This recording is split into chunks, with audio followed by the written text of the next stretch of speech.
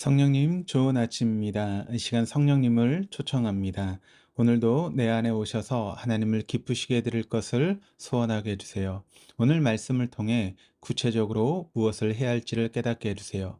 깨달은 것을 삶 속에서 실천할 수 있도록 도와주세요. 아멘.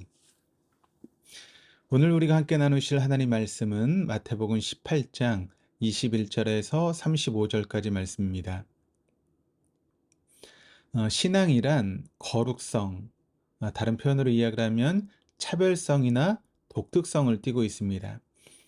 그리스도를 믿지 않는 사람들과 다른 생각, 그리고 다른 행동을 하며 다른 가치를 추구하는 것, 그게 바로 신앙이죠. 그런데 베드로를 앞세운 제자들은 예수 그리스도를 주님으로 부르고 있지만 자신들이 그 거룩성을 만들 수 있다라고 생각합니다. 3회까지는 용서하되 4회부터는 정죄된다라고 하는 당시 유대인들의 기준을 2배나 넘어서 기준점을 두려고 하고 있습니다. 이 정도면 되겠지. 참아볼 가능성이 있고 못해도 애썼다라고 하는 칭찬을 받을 수 있다라고 하는 그런 생각 이면에는 특별한 소수의 종교적인 고백과 열심으로 하나님 나라 시민권을 딸 수 있을 것이라는 교만한 그런 마음이 자리를 잡고 있었기 때문입니다. 그렇기 때문에 그들의 속마음을 보셨던 주님께서는 7번을 7번까지 해야 한다라고 답하시며 인간 속에는 어떠한 사랑의 가능성도 인정받을 자격도 없다라고 하는 것을 분명히 하십니다. 제자들의 문제는 하나님 나라의 거룩성을 소수에게 주어진 특권과 위대한 능력의 결과로 생각했던 것입니다. 구약의 수많은 이야기들과 당시 유대인들을 통해 그런 생각을 하고 있는 사람들은 결국 배타성을 갖게 된 종교 집단으로 변질됨을 쉽게 볼 수 있습니다. 예수 그리스도와 초대교회를 통해 본 그리스도인의 거룩성은 오직 타인에 의해서만 드러납니다. 타인의 은혜에 드러나는 거룩성은 예수를 믿지 않은 사람들은 절대 할 수 없는 것을 함에 있습니다. 그것이 바로 용서입니다. 어린아이처럼 자신을 낮추며 그 대상이 아무리 부족한 사람일지라도 사랑하기 때문에 실족시키지 않으려 기꺼이 자기 손과 발을 짚고 눈을 뽑으며 십자가 길을 오르는 결연함을 갖추는 것입니다. 위험 속에서 서로를 지켜줄 수 있는 예배당에 99명을 떠나 하나님 나라로 걸어갈 능력을 상실한 한 명의 실족한 자를 찾아 여행을 떠나는 것입니다. 형제라고 부르는 이를 진정 형제로 여기고 돕기 위해서 깨어 스스로 조심하며 경고의 울타리와 용서로 감싸 안는 곳이 교회이지 판단하고 규정에 내치는 곳이 되어서는 안 된다는 말씀입니다. 이렇게 엄청난 능력이 죄악의 얼룩이 지워지지 않는 우리로부터 시작될 수 있겠습니까? 23절은 하나님 나라는 결산을 앞둔 임금으로부터 시작된다라고 합니다. 10,000달란트 빚진 자가 끌려옵니다. 한 달란트는 약 600데나리온이고 한 데나리온은 하루의 품삯입니다. 현대적으로 볼 때 최저임금을 받으며 하루 8시간씩 일한다라고 생각하면서 계산해 보면 거의 4조 8천억 가까운 그런 금액입니다. 당시 1만 달란트는 노동자의 약 20만 년의 노임이었다고 합니다. 노예 한 명 최고가가 2,000데나리였는데 최고가로 하더라도 가족 3만 명을 노예로 넘겨 갚을 수 있는 액수입니다. 당시 로마가 사마리아에서 600달란트, 갈릴리와 베레아에서 200달란트, 팔레스타인 전역에서 800달란트를 세금으로 거뒀다고 하니 1만 달란트는 팔레스타인 전역에서 거둔 세액의 10배가 넘는 금액이다라고 하는 글을 읽어본 적이 있습니다. 태초에 우주를 만들어 주셨고 능력, 시간과 관계를 사용할 수 있도록 주신 것은 하나님 나라를 위한 목적을 위해 맡겨주시고 빌려주신 것입니다.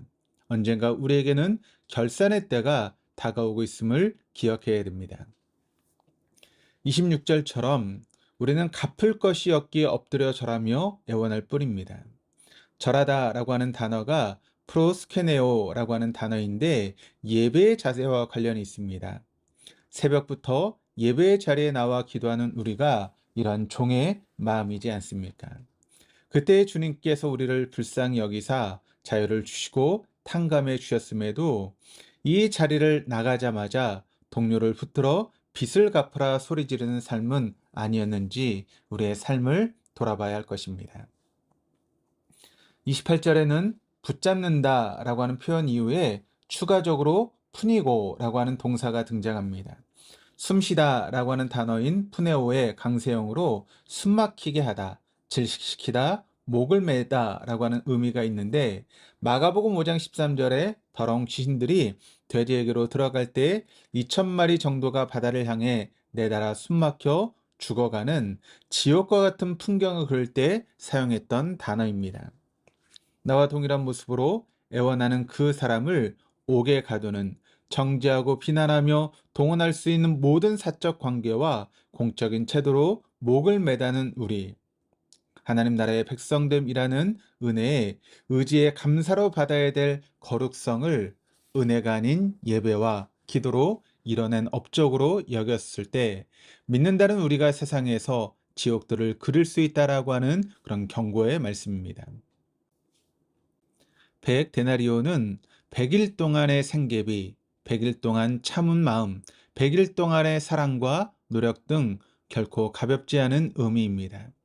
우리 모두 용서해 주지 못한 종을 한심하게 여기지만 그에게는 100일의 땅과 바꿀 수 있는 그런 금액이었습니다.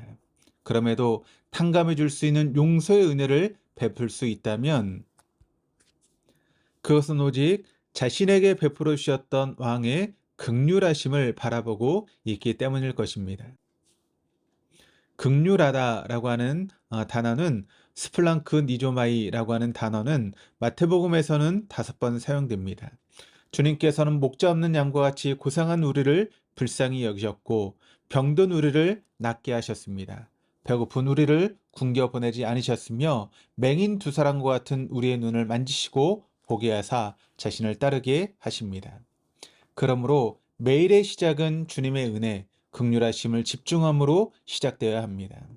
긍휼의 마음으로 세상을 대하지 못하는 교회와 가정은 결코 타인에게 은혜를 베풀 수 없을 것이고 도리어 세상이 교회가 하나님의 이름으로 타인을 목조르는 잔혹한 지옥들을 보며 긍휼의 마음을 갖게 될 것입니다.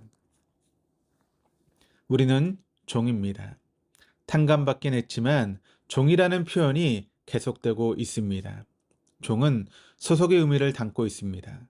신앙생활을 잘하고 있어 뿌듯하던 못하고 있어 도망하고 있던 어쨌든 나 자신은 종임을 기억하고 행동해야 할 것입니다.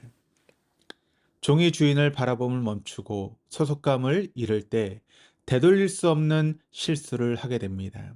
그의 최후에는 빚을 다 갚을 때까지 옥졸들, 원의 의미에 따르면 고문하는 사람들과 상황들을 만나게 될 것이다 라고 34절에 이야기하십니다. 말씀을 정리합니다. 하나님 나라는 예수를 믿지 않는다면 절대로 할 수 없을 사랑과 용서를 통해 증명되고 실현됩니다. 이것은 결코 우리의 결의와 노력으로 이루어질 수 없는 일입니다. 오직 하늘 아버지의 긍휼하심을 집중하고 탕감받은 종이라는 소속감을 날마다 묵상할 때 상처받고 아파하며 손해보지만 용서하는 과정을 통해 드러납니다. 세상은 남이 아닌 함께 빚진 형제입니다. 웃을 수 있는 상처는 상처가 아니기에 쉽게 소용할 수 있는 사람은 아무도 없겠지만 사랑한 이가 아파하여 몸부림치며 깨물고 핥히어도 끌어안고 울어줄 수 있는 것은 오직 가족이기 때문일 것입니다. 이제 우리 동료를 향해 형제를 향해 마음에 이런 묵상을 담고 용서를 시작할 수 있는 저와 여러분 다 될 수 있기를 주님의 이름으로 축원합니다. 기도하시겠습니다. 하나님 아버지, 세상에 할 수 있는 것을 하려고 뒤쫓는 교회가 아닌 세상에 할 수 없는 것을 베풀어 주는 우리로 살고 싶습니다. 갚을 것 없기에 엎드려 절하며 긍휼하심만을 바라봅니다. 갚아주신 주님에게만 속하여 은혜 입은 종으로 살아가게 하여 주옵소서. 웃을 수 있는 상처를 찾아다니며 교만의 걸음으로 삼기보다 눈물을 쏟으면서도 형제의 이름으로 품어주기를 소망하며 또다시 주님의 걸음을 뒤따릅니다. 무덤 너머에 부활이 있음을 믿음으로 십자가의 길을 걷게 하여 주옵소서. 용서의 왕이신 예수 그리스도 이름으로 기도드립니다. 아멘.